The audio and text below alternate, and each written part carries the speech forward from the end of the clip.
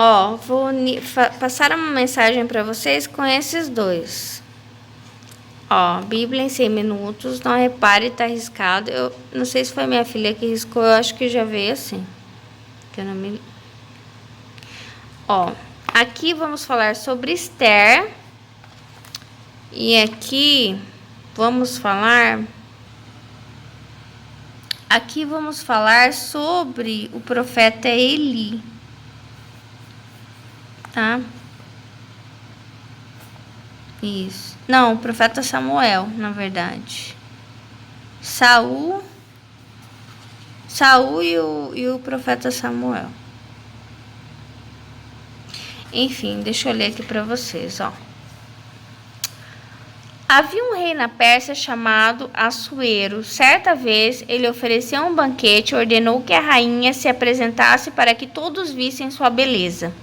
Ela, entretanto, não obedeceu e o rei a mandou embora. O rei começou a procurar uma nova rainha, por isso várias moças da região foram até ele. Imediatamente o rei Assuero ficou encantado com a jovem Esther, que era judia. Quando já era rainha, Esther soube que um dos ajudantes do rei estava planejando matar todos os judeus daquela região. A moça então preparou um banquete para o rei, deixando-o muito contente. No dia seguinte, Esther fez outro banquete para Assuero e lhe contou que ela era judia, pedindo misericórdia para seu povo. O rei ficou muito zangado com seu ajudante e impediu o plano, salvando Esther e o povo judeu. Aqui, ela pede algo para ele e ele atende. Vou ler o outro. Ó, Samuel advertiu os israelitas de que um rei se aproveitaria deles, iria enfraquecê-los com relação à sua dependência de Deus. Porém, como eles insistiram em sua exigência, Samuel selecionou um jovem chamado Saul, da tribo de Benjamim, e o ungiu rei. Saul se mostrou um líder militar, como foi seu filho Jonatas. No entanto, ambos tiveram dificuldades para se sustentar na batalha contra os filisteus. Por desobedecer aos comandos de Deus, Saul enfureceu Samuel, que procurou outro rei. Secretamente ungiu Davi, o filho mais jovem de Jessé, da tribo de Judá, que vivia em Belém. Aqui é o seguinte, parece que o povo até então tinha só juízes. O povo queria um rei. Eu vejo assim, a necessidade desse povo ter um rei era uma necessidade de ter alguém tipo um herói. A falta de ter uma personalidade em um homem para idolatrar. As pessoas gostam de idolatrar, entendeu? Então, o rei, ele era objeto de idolatria. Tanto que Salomão diz que ninguém poderia dizer não ao rei. Ou seja, ele era idolatrado, porque só para Deus você não pode dizer não. Para o ser humano, sim. Entendeu? Aqui, o povo queria esse rei. E o que Samuel fala? Olha, cuidado, os reis, eles são pesados, eles pesam para o povo. Vai custar muito dinheiro para vocês. Vai aumentar os impostos. Vocês vão sofrer, tem certeza? Só que esse texto, ele dá a ideia de que Samuel estava falando de um rei específico. E esse rei era Saul, porque Saul era mau e o Davi não ia pesar para o povo. Davi era bonzinho, Salomão era bonzinho, mas Saul é que era ruim. Não é isso, de jeito nenhum. Todos os reis pesam para o povo. Eu estava me lembrando da neocolonização, que se não me engano, teve na África, né? Alguns outros lugares.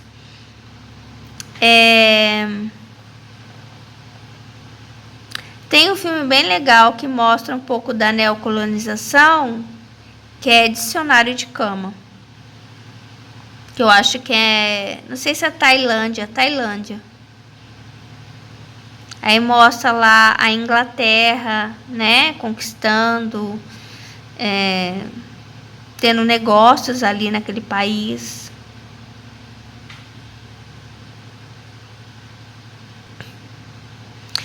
Enfim, o que eu quero dizer para vocês? Eu resolvi na última hora unir esses dois, porque acho que foi antes de ontem que eu li essa história e parece que minha mente abriu. Porque esse rei aqui, Assuero, ele pesa para o povo. Ele é um peso, entendeu? A mulher, a primeira mulher dele lá, a primeira rainha, não tem nada a ver com a história, sabe? Ela é uma parte móvel ali da história. A questão é que o Assuero, e não é só o Assuero, não é que ele é ruim. Todo rei pesa para o povo. Davi, Salomão, Saul, sabe? Eles pesam para que se mantenha os seus privilégios, enfim, entendeu? E aqui ele vinha pesando para o povo, inclusive para o povo da Ester. Ele faz o trato com o amigo dele, o Amã, de prejudicar o povo da Ester. Esse era o padrão de comportamento dele, de prejudicar o pobre, a viúva, o órfão, os estrangeiros, entendeu? Os povos dominados. Assim como nesse filme, se vocês assistirem, o Dicionário de Cama, ali mostra a neocolonização. O peso que é, entendeu? Daquele que chega e domina.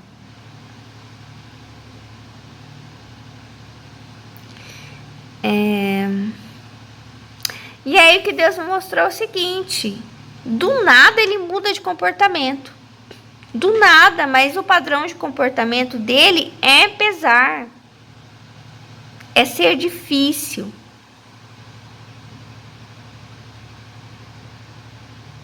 Não é o Amã que é difícil. Quem manda aqui é o rei. E se algo acontece nesse reino que prejudica esse povo, é culpa daquele que lidera, que tem a decisão. Ele dá o anel para o Amã.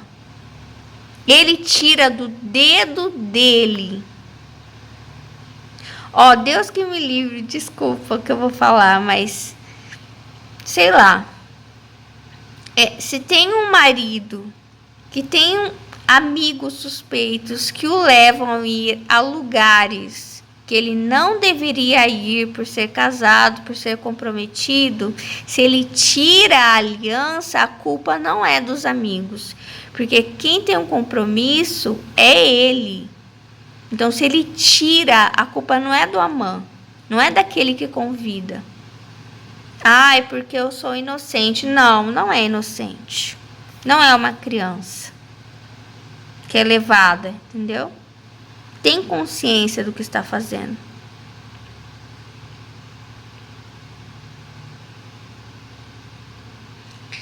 Assim como, né, um homem ou uma mulher que é infiel, a culpa não é da terceira pessoa.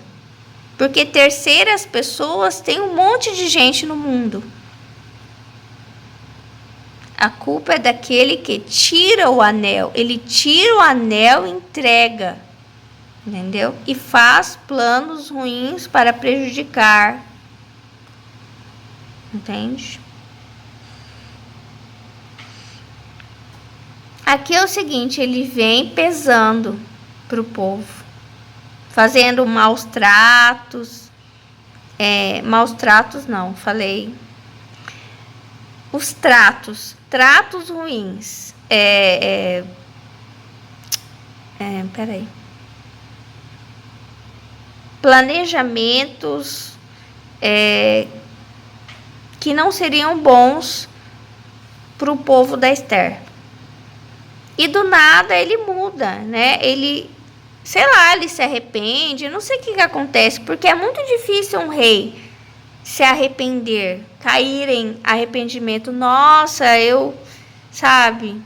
Por causa do... Ele tem poder demais, ele não precisa se arrepender. É difícil que algo doa nesse coração. Porque não falta nada. Geralmente, para que uma pessoa se arrependa, ela passa por algum deserto, entendeu? E ele não passa por nenhum deserto.